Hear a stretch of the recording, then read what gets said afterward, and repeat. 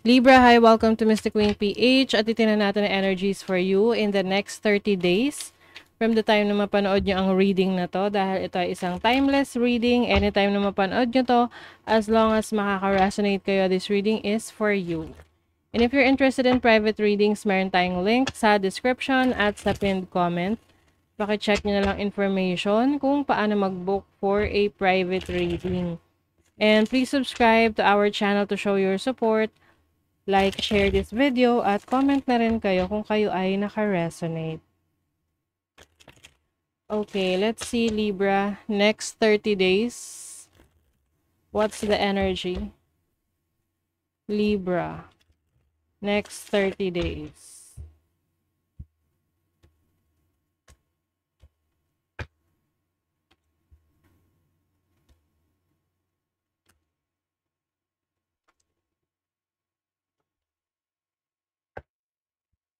Okay, Libra. Maaring merong difficult situation or mahirap na sitwasyon kayo sa trabaho ninyo, sa career, or someone like a boss ninyo sa trabaho na maaring pinapahirapan kayo or maaring yung trabaho nyo ngayon, medyo nagsustruggle kayo ngayon. Ano kasi to kaya ganito, kaya nagiging uncomfortable ka. Or parang feeling mo wala nang magandang nangyayari. Is, binibigyan ka ng chance ng universe to start something new. May kailangan kang i-let go. Lalo na kung ito ay talagang hindi ka na masaya or hindi ka na inspired, no? Whatever this is, some of you, this is about your career, yung trabaho ninyo, yung business ninyo, or life in general. Things are, maaaring meron may mga parang may mga masasamang salita kayong naririnig, or may mga nagsasabi sa inyo na parang dahilan para lumiit yung tingin nyo sa sarili nyo. Huwag nyo silang pansinin. Okay? Kung sa sitwasyon mo ngayon, hindi talaga maganda yung sitwasyon, magulo, nakaka-stress, may kailangan kang baguhin. Okay? It's either yung sarili mo, kung paano mo harapin yon, or yung lugar na yan, yung place na kinilalagyan mo. Okay? Some of you, aalis kayo dyan Oo, aalis kayo sa lugar na yan, sa trabaho, relasyon, connection, sitwasyon, para makapagsimula muli. It's time to start all over again. Minsan, kahit na gusto nating ipagpatuloy, gawin, ilaban, kaya lang parang yung feeling mo, ikaw na lang yung lumalaban, ikaw na lang yung nag-e-effort. So, you will have this self-reflection sa sarili mo na, teka, oo nga no, bakit nga ba? Bakit nga ba ako na lang yung lumalaban dito? Ba't ako na lang yung nag-e-effort? Kahit nasasaktan ka na. Kahit nahihirapan ka na, kahit nasa-stress ka na. And the moment na may baguhin ka dyan or umalis ka sa sitwasyon na yan, maraming magbabago. May mga opportunities na darating sa'yo nang hindi mo aakalain na darating pa pala. Kasi it's the energy of your surrounding. Energy yan ng mga nasa paligid mo. Maari ring ikaw to, no, naiimpluwensyahan ka ng iba. So, meron kang kailangang baguhin sa habits mo. Kasi sa totoo lang, very promising yung energy mo. Ibig sabihin nito, malaki yung potential mo Kumbaga, wala ka lang sa tamang lugar or sitwasyon sa ngayon para magamit mo yung potential mo na yan. Yung abilidad mo, yung talino mo, yung value mo. Kasi yung iba, hindi na ibibigay yung value mo Kumbaga, hindi pinahahalagahan yung what you bring to the table, kumbaga. 'Di ba nga, may ano yan may interpretation yan. Yung tubig, 'di ba? Iba-iba ang presyo niyan sa iba't ibang lugar. Kasi nga, iba-iba ang value niyan sa iba't ibang lugar. Kasi yung mineral water na mabibili mo like sa tindahan, mura lang siya, 'di ba? Pero pag nasa ano na yan, nasa mga hotel na yan, mahal na. Kasi iba yung value nila dun sa tubig na yun, dun sa lugar na yun, 'di ba? So yun yung nakikita ko sa inyo. Hanapin nyo yung lugar, sitwasyon, relasyon na ibibigay yung value mo talaga, no? Kasi dun mo mararamdaman na, ay, may halaga ka talaga.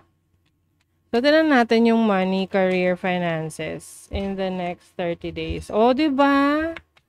Oh my God. Oh, fortune. Nagbabago ang kapalaran mo. Libra. May malaking pagbabago pagdating sa iyong trabaho, career, business mo, finances mo. Things are changing for the better. Oh my God. Oh, grabe, I'm not kidding. Hindi ako nagbibiro. Oh, ayan pleasure. 'Di ba? Ano nakalagay diyan? Fortune, pleasure, money, career, finances. In the next 30 days, you will experience great things. Masasayang bagay sa iyong kaperahan, sa trabaho, career, business mo.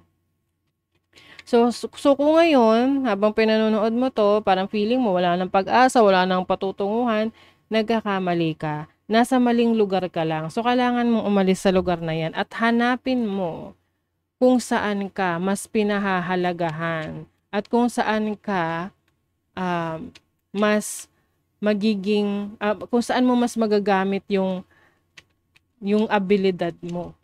Okay? Sa love life tingnan natin.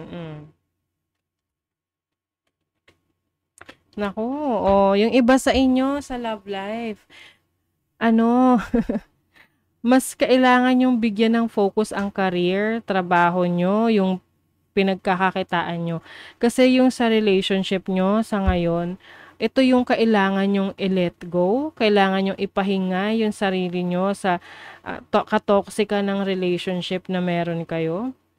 Meron kasi dito na hindi na masaya sa relationship, hinahayaan na lang niya na magstay siya. So, meron kang option.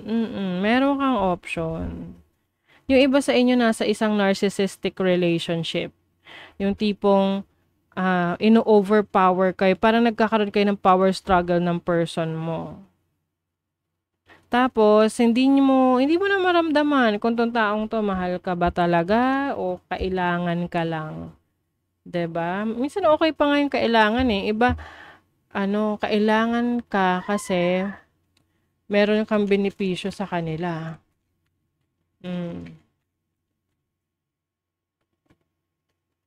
Oh, ayan, may harvest. Yung iyong mga pinagpaguran, inefortan, rest assured makikita mo ang magandang ani. Siyempre, pag may tinanim, may aanihin. You will also focus on yourself.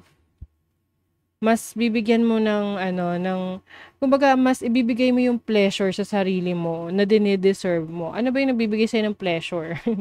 'Di ba? Ikaw yung magde-decide niyan, pagkain, pera, ano pa? Oh, tingnan mo, you are going to let go.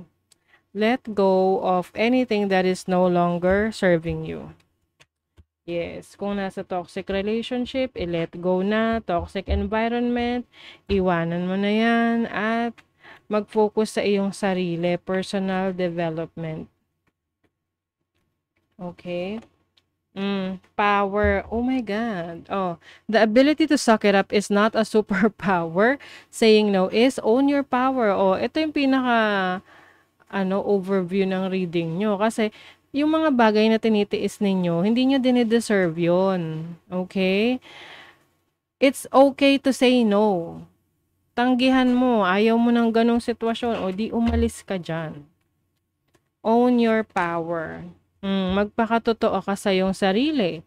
Kahit na maraming against you, hindi sumasang-ayon sa gusto mo, yun talaga yung gusto mo, ipaglaban mo. Live life for you, live life for you, not the audience in your head. Mabuhay ka para sa sarili mo, hindi para doon sa mga taong kung ano yung gusto para sa iyo. Kasi buhay mo 'yan, 'di ba? So, that is your reading, Libra. Thank you so much. See you again.